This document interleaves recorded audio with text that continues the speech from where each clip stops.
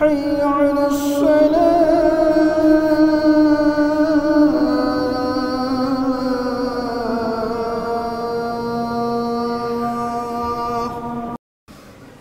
इन्नल हम्दुलिल्लाह नहमदुहु व नस्तईनुहु व नस्तगफिरुहु व नु'मिनु बिही व नतवक्कलु अलैहि व नऊज़ु बिल्लाहि मिन शुरूरि अनफुसिना व मिन सय्यिआति अमालिना मन यहदिहिल्लाहु फला मुदिल्ल लहु व मन युज़लिल फला हादिय लहु व नशहदु अन ला इलाहा इल्लल्लाहु वहदहु ला शरीका लहु व नशहदु अन्न मुहम्मदन अब्दुहु व रसूलुहु अरसलहु बिलहक़्क़ि बशीरन व नज़ीरा। अम्मा बाद, क़ाल अल्लाहु तबारक व तआला फ़िल क़ुरआनिल मजीद वल फ़ुरक़ानिल हमीद। अऊज़ु बिल्लाहि मिनश शैतानिर रजीम। बिस्मिल्लाहिर रहमानिर रहीम।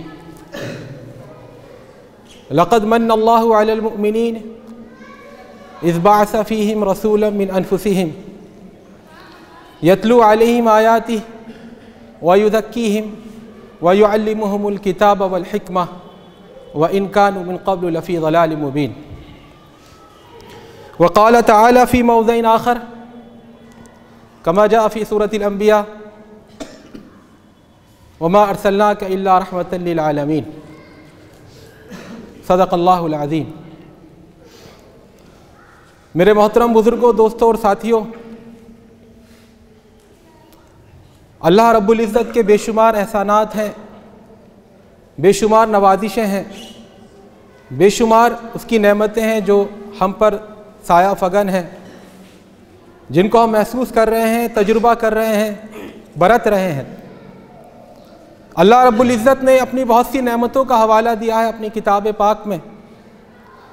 उसी में एक नेमत का हवाला उस आयत करीमा में दिया है जो मैंने आपके सामने अभी पढ़ी। अल्लाह रब्बुल इज़्ज़त तमाम नौ इंसानी को सामने रखकर ये इरशाद फरमाता है, यकीनन उसने एहसान किया ईमान वालों पर। चूँकि ईमान लाना हर फ़र्द बशर की ज़िम्मेदारी है, उसका दायित्व है, उसका मकसद तख्लीक़ है।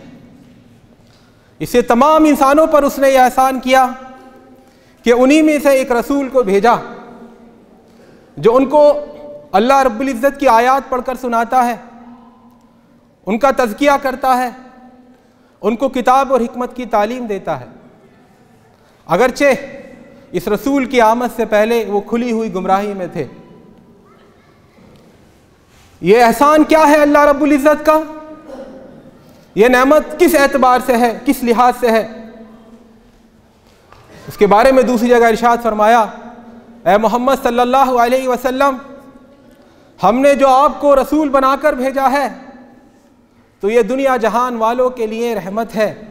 वमा अर्सलनाका इल्ला रहमतल लिल आलमीन, हमने आपको रहमतुल लिल आलमीन बनाकर भेजा है। मेरे दोस्तों और साथियों, यह ऐलान इतना हैरत अंगेज़ है, और अगर इसके रहमत की रूह और उसकी स्पिरिट के मुनाफी ना होता तो मैं कहने की जुर्रत करता, इतना तहलका खेज़ और इतना तलातुम अंगेज़ यह ऐलान है कि दुनिया में इसकी कोई मिसाल दूसरी नहीं मिलती। और यह ऐलान उस आखिरी सहीफ़ा हिदायत में किया गया है जिसके बारे में तकदीर इलाही का फ़ैसला है कि वो क़यामत तक बाक़ी रहेगा। हर ज़माने में उसके पढ़ने वाले, उस पर गौर व फ़िक्र करने वाले, उसकी तहक़ीक़ और जुस्तजू करने वाले, उसके असरार और रुमूज़ बयान करने वाले, उस पर तनक़ीदें करने वाले, उसको शक व शुबा की निगाह से देखने वाले, उसको हक़ाइक़ और वाक़यात की कसौटी में परखने वाले करोड़ों और लाखों होंगे। एक आदमी कोई बयान जारी करता है, कोई नोटिस चिस्पा करता है, अखबार में या रिसाले में कोई मजमून लिखता है, और अखबार और रिसाले की उम्र बहुत महदूद होती है, सिर्फ 1 या 2 रोज़ या 1 माह। लेकिन उसमें जब वो कोई दावा करता है, कोई बात कहता है, तो उसको सोचता है, जज करता है, कसौटी पर परखता है, ये सोचता है कि इस दावे का पढ़ने वालों पर क्या असर होगा, कहीं कोई मेरी तरदीद तो नहीं करेगा, कहीं कोई मुझे रिफ्यूट तो नहीं करेगा, और किताबों का मामला रिसालों और मैगज़ीनों और अखबारों से थोड़ा मुख्तलिफ होता है। अगर रिसाले और अखबार की उम्र चंद रोज़ होती है तो किताब की उम्र चंद साल होती है। और बहुत सी किताबें ऐसी हैरत अंगेज़ या ऐसी अजीमुशान लिखी जाती हैं कि वो सदियों तक ज़िंदा रहती हैं, उनके असर सदियों तक मुरतब होते हैं। उनमें अगर आदमी कोई बात लिखता है तो उसको 100 बार सोचना पड़ता है, कोई दावा करता है तो 100 बार गौर व फिक्र करना पड़ता है, 100 बार उसको कसौटी पर परखना पड़ता है। अब आप इस तनाजुर को ध्यान में रखिए और सोचिए, अल्लाह रब्बुल इज़्ज़त ने ये उस सहीफ़ा हिदायत में यह ऐलान किया है जिसके बारे में उसका फैसला है कि क़यामत तक ये बाकी रहेगा, और जिसके बारे में फरमाया है उसने ला यातीहिल बातिलु मिन बैनि यदैहि वला मिन खल्फिही तंज़ीलुम मिन हकीमिन हमीद। ये ऐसी किताब है जिसमें कोई आवेजिश नहीं हो सकती, जिसमें कोई आमेजिश और मिलावट नहीं हो सकती, ना इसके बातिल इसके अंदर दाखिल हो सकता है किसी भी जहत से, ना आगे से ना पीछे से। और ये रब्बे ज़ुल जलाल की तरफ से उतारी हुई किताब है जो सरापा हिकमत और दानाई का मंबा है और जो सतूदा सिफ़ात हमीद है, और जिसके बारे में उसका यह ऐलान है इन्ना नहनु नज़्ज़लना ज़िक्र व इन्ना लहु लहाफ़िज़ून। यकीनन ये किताब बरहक़ हमने नाजिल की है, ये याद दहानी पर मुश्तमिल किताब हमने उतारी है और हम उसकी हिफाजत करने वाले हैं। मेरे दोस्तों और साथियों, यह ऐलान इतना हमागीर है, इतना वसी है, इतना बेलाग है, इतना अटल है, इतना आलमगीर है कि इससे सरतरी तौर पर नहीं गुजरा जा सकता। इसका ज़मानी रकबे पर गौर करें, इसकी वसअत पर गौर करें, इसकी अज़मत पर गौर करें तो ज़मानी रकबे में अल्लाह के रसूल की बैसत से लेकर आज तक और आज के बाद जब तक कि क़यामत का सूर ना फूंक दिया जाए, जितनी भी नस्लें पैदा होती रहेंगी, जितने भी इंसान इस दुनिया में आते रहेंगे, जितने भी तारीख़ अपने दौर गुजरेंगे, तारीख़ी दौर गुजरेंगे, यह ऐलान उन तमाम अदवार पर मुहीत है। और इसका मकानी रकबा, इस पर गौर करें। यह नहीं फरमाया कि ए मोहम्मद हमने आपको बर्रे आज़म एशिया के लिए रहमत बनाकर भेजा, यह नहीं फरमाया कि हमने आपको जज़ीरतुल अरब के लिए रहमत बनाकर भेजा, यह नहीं फरमाया कि हमने आपको सिर्फ मशरिक़ के लिए रहमत बनाकर भेजा, बल्कि फरमाया वमा अरसलनाका इल्ला रहमतल लिल आलमीन, सारी खुदाई के लिए हमने आपको रहमत बनाकर भेजा है, तमाम मखलूक़ात के लिए, तमाम जहान वालों के लिए। मेरे दोस्तों और साथियों, यह ऐलान इतना अजीम ऐलान है हमारे नबी पाक के लिए। इसकी वसअत, इसकी अज़मत, इसकी उमूमियत, इसकी लामहदूदियत, इसकी अनफैथमेबिलिटी, इसको नापैदो कनार होना इसका, ये इतना हैरत अंगेज़ है कि एक वक्त दुनिया के तमाम फ़लासफ़ा को, तमाम फ़कीरीन को, तमाम मुसन्निफ़ीन को, तमाम गौर व फिक्र करने वालों को सारे काम छोड़कर इसकी तहक़ीक़ में लग जाना चाहिए। यह ऐलान ऐसा ऐलान है कि कौमों और मजहबों की तारीख़ में नहीं, तमद्दुनों और तहज़ीबों की तारीख़ में नहीं, पूरे फ़िक्र इंसानी में, पूरे इंसानी लिटरेचर में किसी इंसान के बारे में यह ऐलान नहीं मिलता। आज हमारे पास कदीम अदियान समाविया का जो रिकॉर्ड मौजूद है, पुराने अंबिया की जो तारीख़ हमारे पास मौजूद है, और जो दीन व मज़हब का हमारे पास मलगूबा और मजमुआ मौजूद है, उसमें इस ऐलान को तलाश करें तो ऐलान नहीं मिलता। दुनिया का एक पुराना मज़हब है जेविज़्म, यहूदियत, उसके बारे में उसकी किताबों में वो अल्लाह रब्बुल इज़्ज़त जो रब्बुल आलमीन है, जो रब्बे कायनात है, उनकी किताबों में उस अल्लाह रब्बुल इज़्ज़त का, रब्बुल आलमीन का तस्वुर भी बनी इसराइल के ख़ास खुदा की हैसियत से कराया जाता है। आप ओल्ड टेस्टामेंट पढ़ें, अहद अतीक पढ़ें, सूफ़े समाविया जो पुराने हैं यहूदियों के, उनको पढ़ें, उसमें आप हमेशा देखेंगे अल्लाह रब्बुल आलमीन का जहाँ जिक्र है वहाँ कहते हैं खुदावंद इसराइल ने कहा। इसलिए जिसके यहाँ रब्बुल आलमीन का तस्वुर नहीं है, वहाँ किसी शख्सियत के बारे में रहमतुल लिल आलमीन का तस्वुर मिल ही नहीं सकता।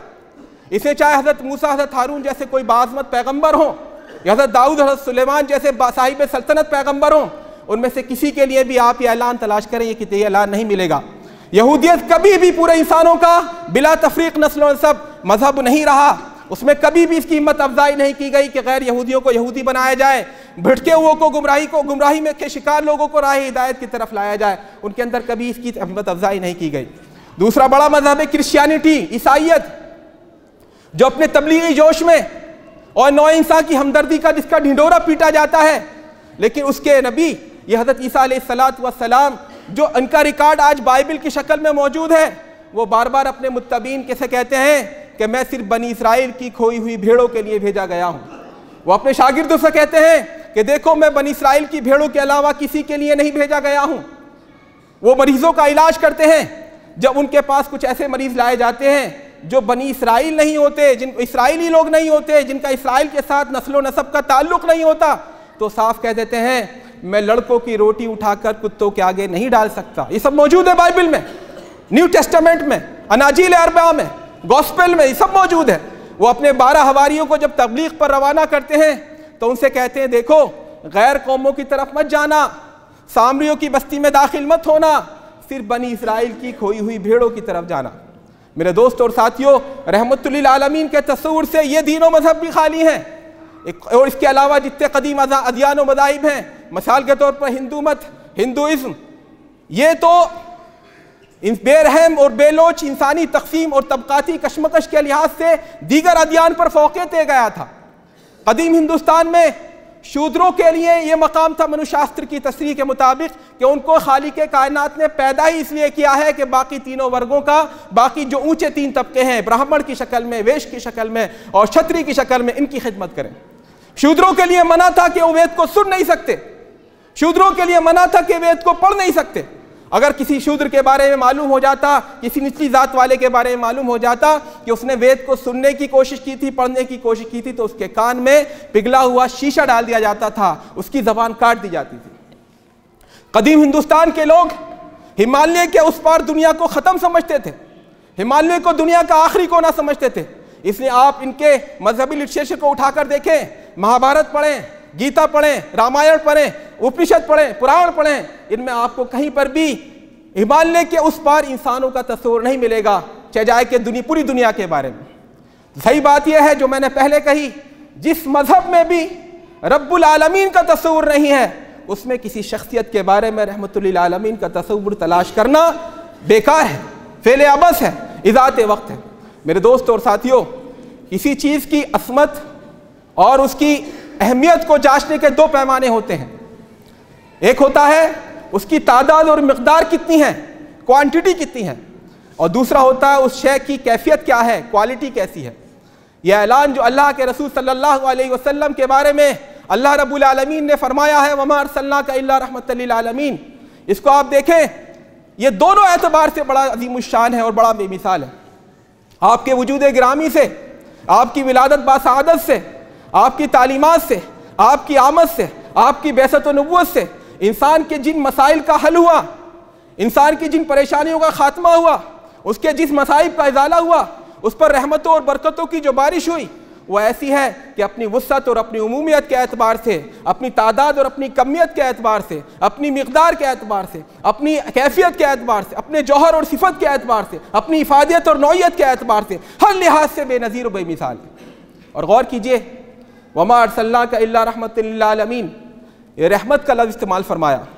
रहमत हमारी ज़बान का आम फहम लफ्ज़ है, दिन में हम कम अज़ कम दर्जनों बार इसको इस्तेमाल करते हैं। ये रहमत के बहुत सारे मज़ाहिर हैं, बहुत सारी शक्लें हैं, बहुत सारे अनवा व अक़साम हैं।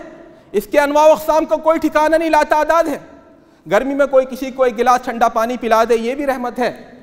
कोई थके हुए आ रहे शख्स को, जिसको पसीनों से शराबोर है, उसको कोई पंखा झल दे, ये भी रहमत है। माँ अपने बच्चों को अपने दूध की शक्ल में अपना खून पिलाती है, ये भी एक रहमत है। बाप अपने बच्चों के लिए खून पसीना एक करता है, जाफशारी करता है, मेहनत करता है, पसीना बहाता है, उनकी तालीम और तरबियत का नज़्म करता है, उनके लिए रिज़्क़ और रोज़ी कमाता है, ये भी एक बहुत बड़ी रहमत है। उस्ताद बच्चों को तालीम देता है, उनको सिखाता है कि इंसान क्या होता है, उनको इंसानियत के जौहर से आरास्ता करता है, इंसानियत के जेवर को से उनके जिस्म को सजाता है, ये भी बहुत बड़ी नेमत है, बहुत बड़ी रहमत है।